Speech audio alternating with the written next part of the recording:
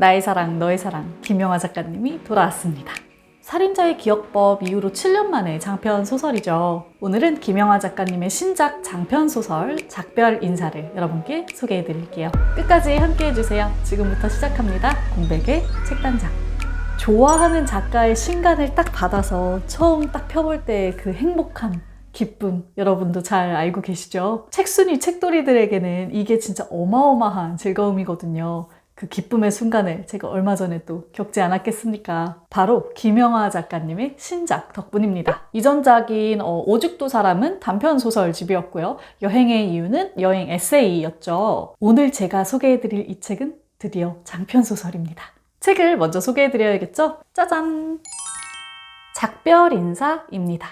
저도 바로 이번 주에 배송받아서 받자마자 다 읽어버렸거든요. 아주 할 말이 많습니다. 김영하 작가님의 신작 장편소설 작별 인사. 어떤 내용인지 궁금하실 테니까요. 다 같이 한번 살펴볼까요?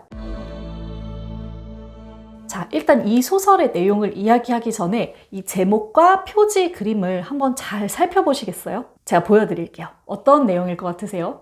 제목은 작별 인사고요. 표지에는 사람의 얼굴 하관 쪽이 보이네요. 머리가 있어야 할 위쪽으로는 불규칙적이고 어둡고 혼란스러워 보이는 검은 공간이 넓게 펼쳐져 있습니다. 테이프 아티스트인 조윤진 작가님이 디자인한 표지인데요. 느낌이 좀 어떠신가요?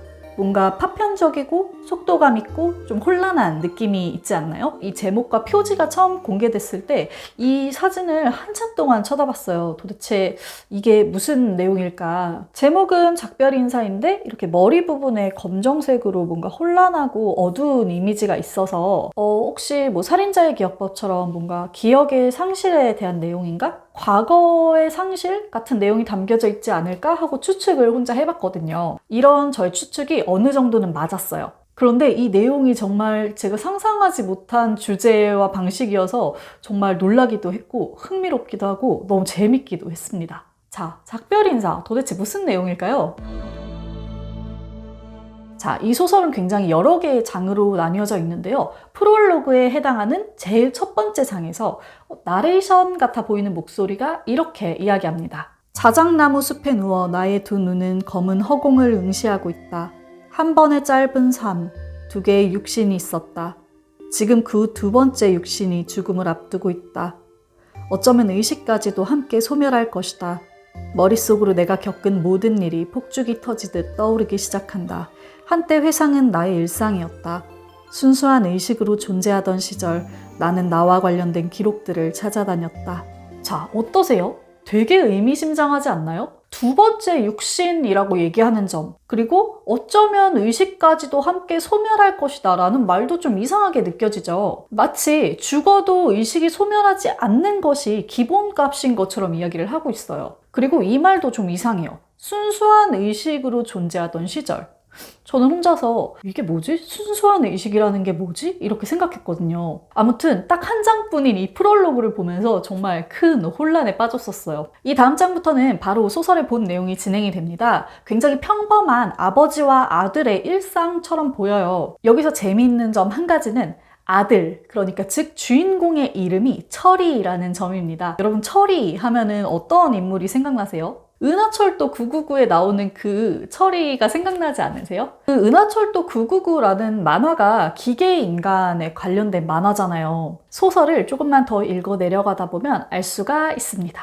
이 소설의 배경은 미래이고요. 기계인간, 즉 인간과 놀라울 정도로 유사하게 만들어진 휴머노이드 로봇들이 아주 일상적으로 활동하고 있는 시대입니다. 이렇다 보니까 이 작별 인사를 읽으면서 은하철도 999의 철이가 생각날 수밖에 없겠죠? 자, 그렇다면 이 미래의 세계에서 철이는 무엇과 작별 인사를 하게 되는 걸까요? 주인공 철이의 아버지는 휴머노이드 로봇을 만드는 로봇 연구소의 연구원입니다. 이 연구소는요, 이름만 대면 알 정도로 굉장히 유명한 로봇 브랜드를 만드는 연구소예요. 철이는 어느 날 아버지와 외출을 했다가 낯선 사람들에게 체포되어 갑니다. 등록되지 않은 휴머노이드라는 이유에서였는데요. 철이로서는 납득을 할 수가 없는 상황인 거죠. 자기는 인간이고 로봇이 아닌데 막 무작정 끌고 가니까. 어쨌든 철이는 감옥에 끌려가고 마는데 이 감옥 안에는 미등록 휴머노이드 로봇들이 가득가득 모여 있습니다. 그곳에 있는 일부 로봇들은 매우 공격적이고 힘이 세고 그리고 인간을 경멸해요. 철이에게는 굉장히 위험한 상황인 거죠.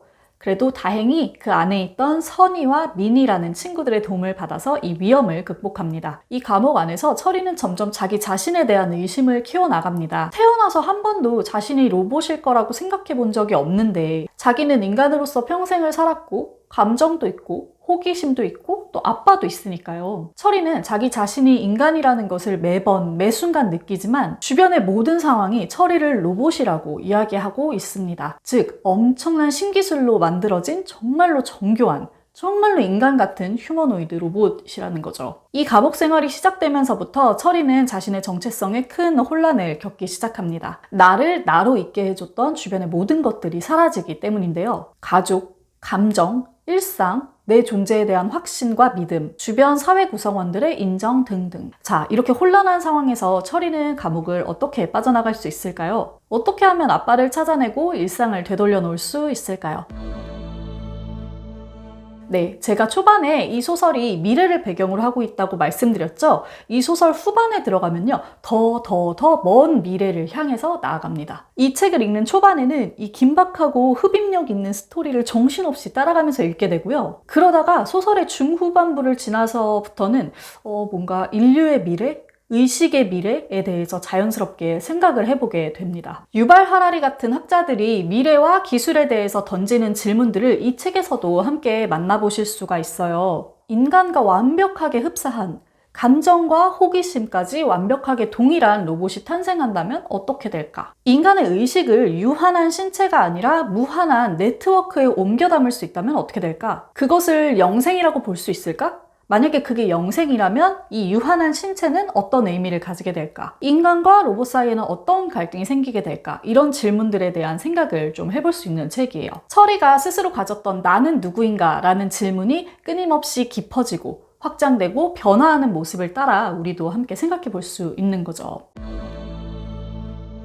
제가 이 소설을 보면서 진짜 자주 놀랐는데요. 첫 번째는 이 소설이 정말 흡입력이 있어서 놀랐어요. 이건 김영하 작가님이 가진 엄청난 장점이죠. 독자들을 한꺼번에 휘어잡는 엄청난 흡입력을 느낄 수 있는 책입니다. 정체성과 믿음에 관한 작가님의 생각을 이렇게 재미있는 스토리 안에 옮겨놨다는 점도 너무너무 흥미로웠고요. 두 번째 놀란 거는 뭐니 해도 이 주제 때문인데요. 저는 처음에 휴머노이드와 미래 세계를 다룬 소설일 거라고는 정말 상상도 못했거든요. 특히 최근작이었던 오직 두 사람이나 여행의 이유 같은 게 정말 인간적인 이야기들을 다루고 있었잖아요. 그래서인지 더 예상하지 못했던 것 같아요. 그런 상황에서 이 소설을 딱 접하니까 진짜 놀랍고 흥미롭더라고요. 그런데 읽다 보면 또 김영하 작가님의 옛날 단편 소설들이 생각이 나기도 해요. 뭐 예를 들면 호출, 엘리베이터에 낀 그 남자는 어떻게 되었나, 무슨 일이 일어났는지는 아무도 같은 책들이요. 그동안 단편들을 통해서 조금씩 보여줬던 어떤 주제, 매력들이 이 소설에 이렇게 길게 들어가 있어서 저는 참 재밌다고 느꼈습니다. 네, 지금까지 김영하 작가님의 장편소설 작별 인사의 내용을 여러분께 좀 말씀을 드렸어요.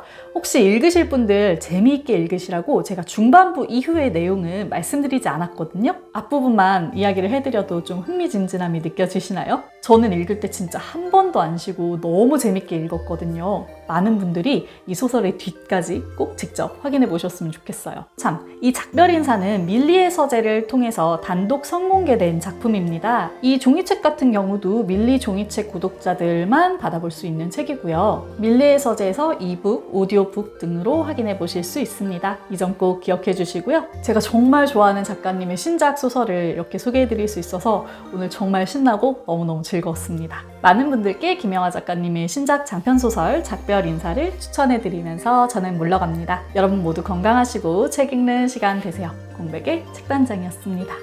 안녕.